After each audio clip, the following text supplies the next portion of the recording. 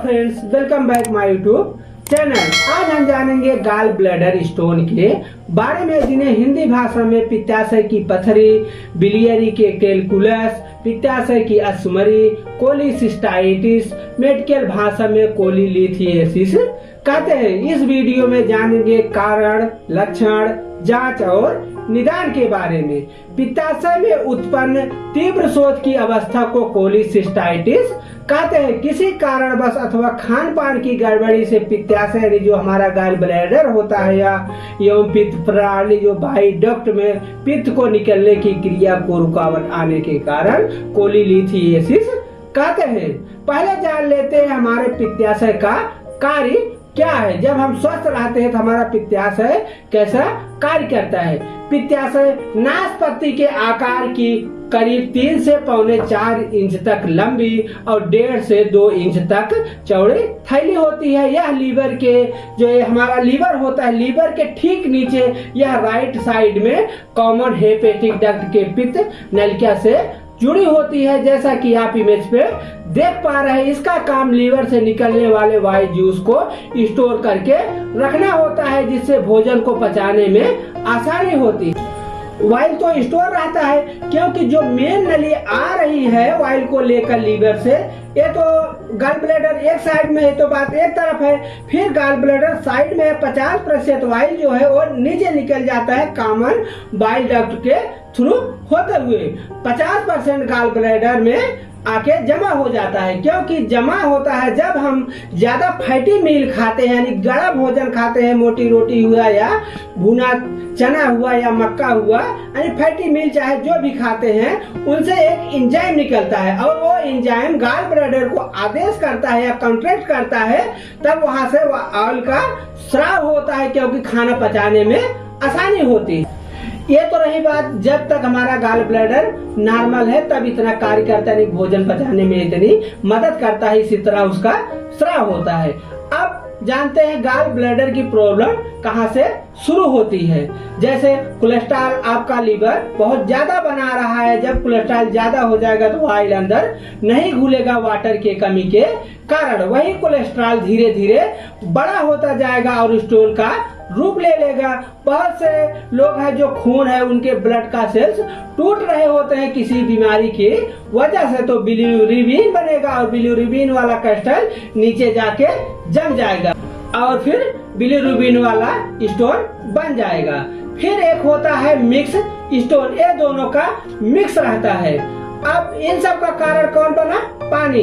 इसलिए जितना हेल्थ के लिए जितना पानी जरूरी, भोजन जरूरी है, उससे कहीं 10% ज्यादा पानी की जरूरत पड़ेगी।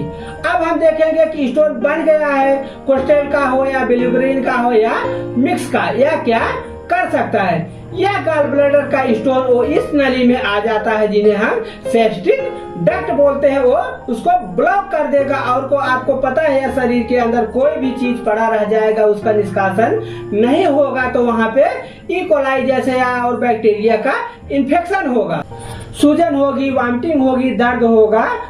ये तो रही बात सेप्टिक डक्ट की, यानी जब सेप्टिक डक्ट में अगर स्टोन है तो इतनी समस्या पैदा करता है। यदि यही स्टोन कॉमन बाइल डक्ट में चले जाते हैं, जैसा कि आप इमेज में देख पा रहे हैं, क्योंकि जो वाइल जूस है वो स्मॉल इंटेस्टाइनल तक पूर्ण रूप से नहीं पहुंच पाएगा, तो वहां while juice common bile duct में भर जाएगा, तो यही स्टोन लीवर को नुकसान पहुंचाएगा। इसी वजह से लीवर एंजाइम बढ़ना शुरू हो जाएगा, बिलिरुबिन बढ़ना शुरू हो जाएगा या लीवर में सूजन होने लगा, यानी डाइजेस्टिव एंजाइम से अधिकतर बीमारी देखने को मिलेगी। ये तो बात रही सेप्टिक डक्ट और कॉमन बाइल डक्ट में स्टोन होने के कारण इतनी प्रॉब्लम होती है। अब जानते हैं इस रोग के लक्षण के बारे में।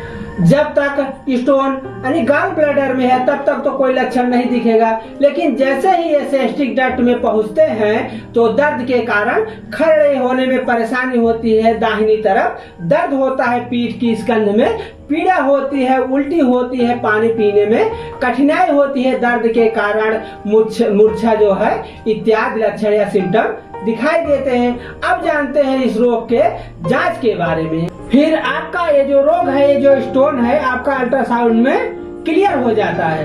किसी किसी में एक्यूट कोलेसिस्टाइटिस करके लिखा होता है। एक्यूट कोलेसिस्टाइटिस का मतलब हुआ है अभी गाल ब्लैडर में इन्फेक्शन है या सूजन है। किसी किसी में आप देखेंगे कोलेलिथियस लिखा हो रहेगा। कोले का मतलब हुआ गाल ब्लैडर, लिथियस का मतलब हुआ स्टोन। फिर बहुत बार आप देखेंगे जीबी स्लेज करके आता है। स्लेज का मतलब हुआ बालू, जो महीन महीन कण होते हैं उसका बिलिरुबिन का हुआ, कोस्टल का या साल्ट का हुआ, वो लिख के आता है। ये तो रही आपके जांच की बात। अब जानते हैं इस रोग के मेडिसिन के बारे में। अब जानते हैं यदि हमें गाल ब्लैडर स्टोन हुआ तो हमें क्या मेडिसिन चलानी चाहिए।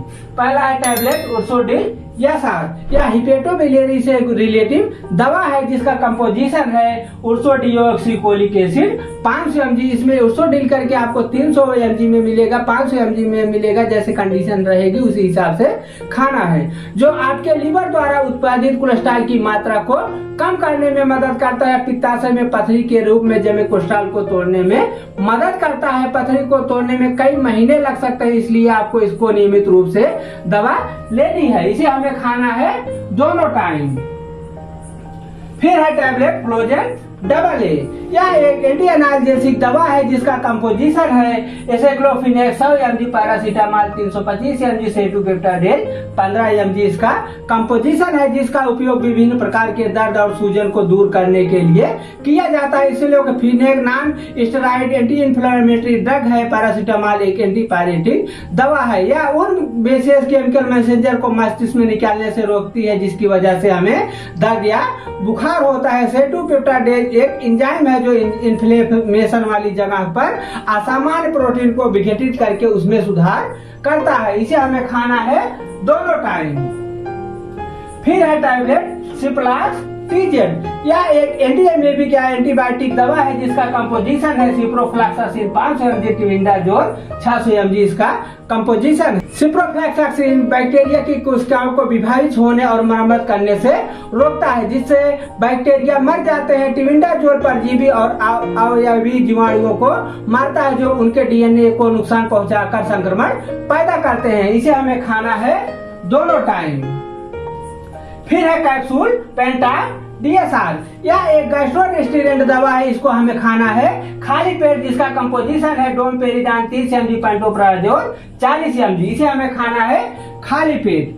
फिर है इंजेक्शन बोवेरान, यह एक एंटी एनाल्जेसिक इंजेक्शन है जिसको हमें लेना है यदि पेट में दर्द ज्यादा हो रहा है स्टोन की वजह से, तो इसे हमें दोनों टाइम लगवाना है। यदि कम हो रहा है तो इसे हमें एक ही टाइम लगवाना है। ये तो रहा आपके गाल ब्लैडर के स्टोन की दवा। यदि आपको इतने दवाओं से आराम नहीं मिलता है तो आपको डीएनएस, आरएल या आईवी इंजेक्ट कराना पड़ेगा। ये तो रही दवा की बात। आपको समय मिल जाएगा इलाज कराने के लिए। यदि आराम नहीं मिलता है तो आपको ऑपरेशन ही इसका मुख्य विकल्प है। ऑपरेशन दो प्रकार के होते हैं। एक पेट में चीरा लगा के करते हैं जिसका घाव पूजने में 6 से 10 दिन लग जाते हैं। दूसरा है लैप्रोस्कोपिक द्वारा, इसको जिसे हम दूरबीन के द्वारा कहते हैं, ऑपरेशन होता है। इसमें आपको 2-3 दिन के बाद हॉस्पिटल से घर आ सकते हैं। यह रही गाल ब्लैडर स्टोन की वीडियो। आपको पसंद आए तो लाइक करो, सब्सक्राइब करो। यदि आप हमारे चैनल पे नए हैं तो सब्सक्राइब अवश्य करें ताकि हमारे वीडियो का नोटिफिकेशन आपको तुरंत मिले। फिर मिलते हैं अगले वीडियो में, तब तक के लिए बाय बाय।